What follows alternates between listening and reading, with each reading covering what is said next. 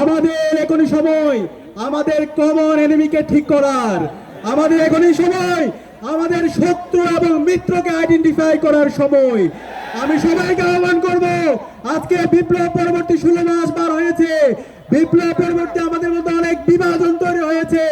জুলাই বিপ্লবে যেভাবে আমরা ঐক্যবদ্ধভাবে আন্দোলন করে কুড়ি হাসিনার পতন ঘটিয়েছি, আজকে এই বিপ্লব পরবর্তী 16 মাস পরে ঐক্যবদ্ধভাবে আমাদের বাংলাদেশ বিনির্মাণ করার জন্য আমাদের কমন এনিমি ভারতের বিরুদ্ধে, দিল্লির বিরুদ্ধে আমাদের প্রতিবাদ প্রতিরোধ জারি রাখার জন্য এবং শরীফ উসমান হাদি ভাইয়ের উপর যে খুনি হাসিনা এবং তার দোসররা হামলার সাথে জড়িত ছিল তাদের বিচার নিশ্চিত করার জন্য আমাদেরকে ঐক্যবদ্ধ হইতে হবে।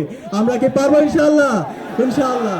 আমরা কষ্ট লাগে আজকে 16 মাস পরে যে শহীদদের রক্তের উপর অন্তর্বর্তীকালীন সরকার তৈরি হয়েছে, সে অন্তর্বর্তীকালীন সরকার আজকে নাগরিকদের নিরাপত্তা দিতে ব্যর্থ হয়েছে।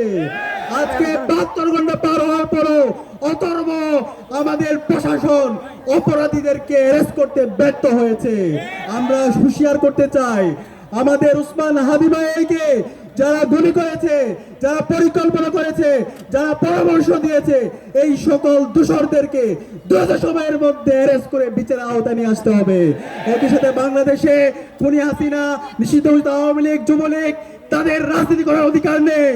তারা সন্ত্রাসী গোষ্ঠী। বাংলাদেশের স্বাধীনতা সার্বভৌমত্বের জন্য এই আওয়ামী লীগ হুমকি।